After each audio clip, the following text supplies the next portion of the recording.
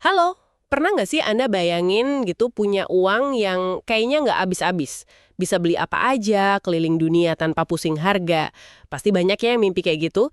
Tapi pertanyaan besarnya, seberapa susah sih sebetulnya buat sampai ke level miliarder? Nah, buat jawab itu, kita hari ini mau coba gali lebih dalam dari satu sumber menarik nih. Ada video YouTube dari channel Kok Bisa, judulnya Sesusah Apakah Jadi Miliarder Sebenarnya. Kayaknya pas banget ya buat kita bedah bareng-bareng. Jadi tujuan kita sekarang ini mau yaitu mengupas detail dan contoh-contoh yang ada di video itu. Biar kita paham, ini tuh cuma mimpi atau emang ada jalannya, tapi sesulit apa realitasnya. Oke, siap ya? Mari kita mulai. Pertama-tama nih, biar kita satu frekuensi, miliarder itu apa sih definisinya menurut video ini? Jadi yang disebut miliarder itu orang yang punya kekayaan bersih minimal 1 miliar, tapi 1 miliar dolar Amerika Serikat ya. Ideal itu cukup nekenin pakai dolar AS, kayaknya karena pengaruh Amerika di ekonomi global gitu ya. Betul. Dan yang menurut saya paling ngena dari video itu, cara mereka ngasih gambaran segede apa sih 1 miliar dolar itu. Ada ilustrasi gini deh, andaikan Anda nih dapat duit 100.000 tiap menit, nggak berhenti sama sekali loh ya. Nah, video itu ngitung, Anda butuh waktu lebih dari 3.000 tahun buat jadi miliarder dolar. Kebayang nggak? 3.000 tahun? Wah gila sih, itu lama banget ya. Banget. Ada contoh lain lagi yang mungkin lebih dekat sama kita.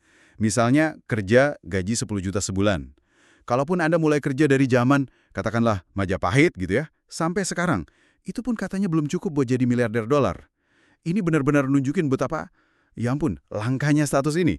Makanya jumlah miliarder di dunia, termasuk di Indonesia ya, di negeri 62 kita ini, itu dikit banget. Iya, benar-benar ngasih perspektif soal skala waktunya ya. Gila sih itu zaman Majapahit. Oke, terus pertanyaan selanjutnya kan, gimana caranya orang-orang ini bisa sampai sana? Apa iya semuanya karena yaudah lahir dari keluarga kaya raya gitu? Ternyata nggak juga ya. Video ini ngasih contoh spesifik. Ada sebut aja figur investor legendaris gitu ya, yang mulai investasi saham dari umur 11 tahun. Wah, umur 11 tahun? Kita mungkin masih main kelereng ya waktu itu. Bener banget.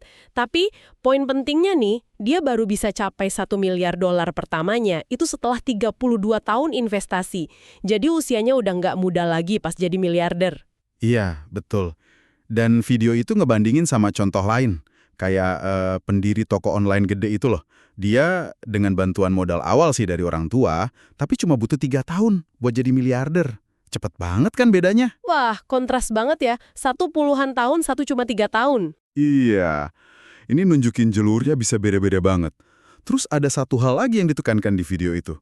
Katanya nih, begitu mereka udah berhasil dapat 1 miliar dolar pertama, buat ngelipet gandainya itu jadi lebih mudah gitu. Oh ya? Kenapa tuh? Soalnya, kesuksesan awal itu kayak jadi bukti gitu loh. Jadi lebih gampang narik investor lain buat ikut gabung. Buat percaya, modalnya jadi makin gede lagi. Masuk akal, masuk akal. Nah, dari contoh-contoh ini nih, mulai kelihatan menarik ya. Video itu mencoba mengidentifikasi semacam pola atau kesamaan gitu nggak sih? Disebutin kalau para miliarder ini tuh umumnya punya ide yang waktu itu mungkin dianggap gila, tapi idenya muncul di saat yang pas. Terus mentalnya juga kuat banget, gak gampang goyah kalau ada masalah. Dan jago banget ngambil keputusan bisnis yang sulit, yang risikonya tinggi. Bener. Selain soal karakter personal itu ya, analisis di video Kok Bisa ini juga nunjukin faktor-faktor lain. Faktor dari luar gitu. Misalnya akses ke modal gede. Itu penting banget. Terus jaringan atau koneksi ke orang-orang penting. Itu juga disebut. Koneksi ya? Emang penting banget sih itu. Iya kan? Terus video ini juga nyingkung soal kemampuan buat manfaatin, apa ya bilangnya, celah gitu mungkin ya dalam sistem ekonomi. Buat ngumpulin kekayaan. Mereka juga digambarin sebagai orang yang sangat menghargai waktu, fokus banget ke strategi jangka panjang. Dan ini menarik, mereka pakai sistem buat bikin operasinya efisien. Bahkan disebut contohnya kayak sistem manajemen bisnis terintegrasi ODO gitu. Ide, mental, timing, modal, koneksi, sampai manfaatin sistem. Jadi kalau kita tarik benang merahnya nih dari semua temuan video ini, intinya apa dong? Ya, video itu nyimpulinnya lugas banget sih. Jadi miliarder itu ibaratnya nih, kayak nyari jarum di tumpukan jerami. Udah gitu nyarinya sambil mata kita agak rabun. Artinya, ya susah banget. Susahnya minta ampun. Dan kemungkinannya kecil banget. Iya, perumpamannya pas banget ya. Susah dan langka. Jadi, kesimpulan dari diskusi kita berdasarkan video Kok Bisa ini udah jelas banget ya. Jadi miliarder itu pencapaian yang luar biasa sulit, luar biasa langka.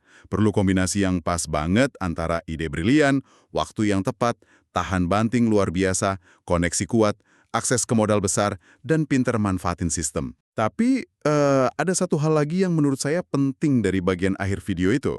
Mereka nggak cuma berhenti di kesimpulan kalau jadi miliarder itu susah banget. Ada pesan penutupnya yang ngasih perspektif beda gitu. Oh ya, apa tuh pesannya? Pesannya itu semacam, oke, jadi miliarder emang susah banget. Tapi jangan terus putus asa.